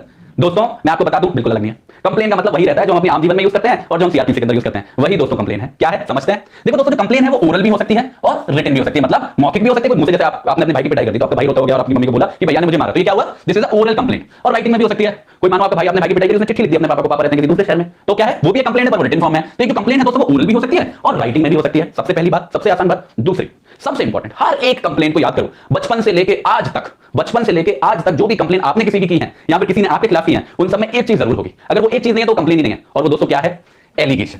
हर एक कंप्लेंट में हम एलिगेशन लगाते हैं किसी व्यक्ति पे। जैसे आपका भाई जिसकी आपने पिटाई करी वो क्या बोलेगा कि भैया ने मुझे मारा, दिस इज द एलिगेशन। वो आगे जाके प्रूव होगा या नहीं होगा, वो सच बोल रहे हैं झूठ बोल रहे हैं, वो सारी अलग बात की चीजें। अभी क्या याद रखना है कि एलिगेशन एक बहुत जरूरी कंपोनेंट है हर एक कंप्लेंट का। हमेशा किसी ना किसी व्यक्ति के खिलाफ कोई ना कोई एलिगेशन लगाया ही जा रहा होगा। अगर एलिगेशन नहीं है तो दोस्तों कंप्लेंट नहीं है, ठीक है। तो एलिगेशन जरूर होगा। पर अब आ जाओ सीआरपीसी पे, अब अपनी आम जिंदगी से निकल के आ जाओ सीआरपीसी पे। अपनी आम जिंदगी में हम अपने टीचर को कंप्लेन कर रहे थे, डीन को कर रहे थे, पापा मम्मी को कर रहे थे, पर सीआरपीसी के अंदर कंप्लेन किसको होती है दोस्तों? हमेशा मजिस्ट्रेट को, ठीक है। जब मजिस्ट्रेट साहब को कोई व्यक्ति ओरल या राइटिंग के तौर पे कंप्लेन करता है उसको क्या बोलते हैं? सीआरपीसी के अंदर कंप्लेन। तो सीआरपीसी की जो कंप्लेन की डेफिनेशन है इंपॉर्टेंट क्या है कि ये जो एलिगेशन है राइटिंग में या ओरल, ये किसको देना चाहिए? मजिस्ट्रेट को।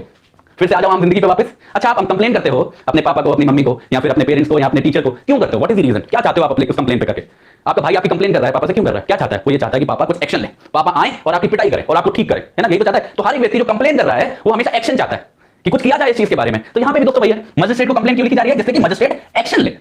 और हमेशा सीआरपीसी के अंदर उस कंप्लेन में जो एलिगेशंस हैं दोस्तों, उस कंप्लेन में जो एलिगेशंस हैं वो हमेशा ऑफेंस कॉन्स्टिट्यूट कर रहे होंगे। मतलब जो भी जिस भी व्यक्ति पे आप एलिगेशन लगा रहे हो वो किसी ना किसी तौर से कोई ना कोई क्राइम हो, ठीक है। कोई आम बात का कंप्लेन को हम सीआरपीसी के अंदर कंप्लेन नहीं बोलेंगे। जो भी आपने एलिगेशंस लगाए हैं वो ऑफेंस कॉन्स्टिट्यूट करते हैं। कहने का मतलब एलिगेशन लगाया है कि इस व्यक्ति ने मेरी बाइक चुराई, ये एक ऐसा एलिगेशन है जो ऑफेंस है। इस व्यक्ति ने मेरे भाई का मर्डर किया, ये भी एक ऑफेंस है। रेप किया या फिर रॉबरी की, जो भी आप एग्जांपल लेना चाहो, किडनैपिंग की, ये बहुत जरूरी है कि हमेशा एक कमीशन ऑफ ऑफेंस इन्वॉल्व हो, ठीक है। तो अगर मैं क्विकली आपको रिवाइंड करूं, सबसे पहले कंप्लेन या तो ओरल होगी या राइटिंग में होगी, उसमें हमेशा एलिगेशन होगा। सीआरपीसी के अंदर हमेशा वो मजिस्ट्रेट को की जाती है, इसलिए की जाती है कि मजिस्ट्रेट कोई एक्शन ले, और हमेशा जो एलिगेशन है वो ऐसी है जो कोई ना कोई ऑफेंस कॉन्स्टिट्यूट कर रही है।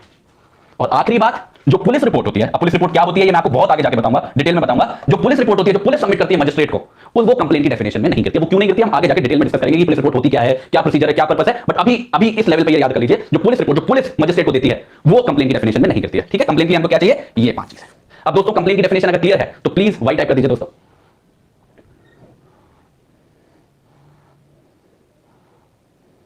Thank you so much. बढ़ते हैं आगे दोस्तों।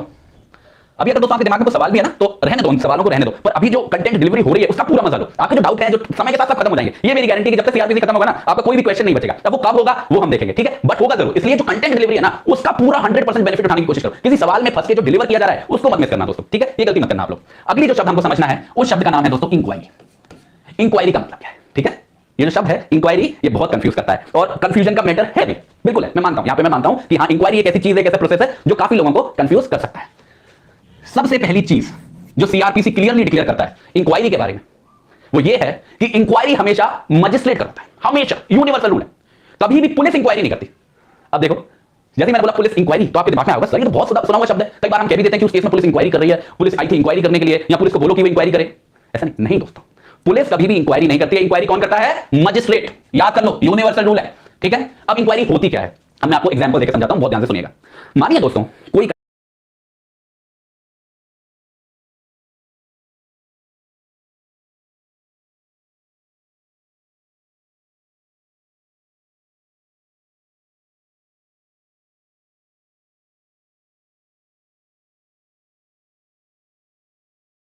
सकते हैं। ये चार्ज का मतलब क्या, कौन चार्ज, तो ये जो एक्ट है और ये जो ओमिशन है किसके लिए, प्रोसीजरल लॉ काफी आसान होता है सब्सटेंटिव लॉ से। इसमें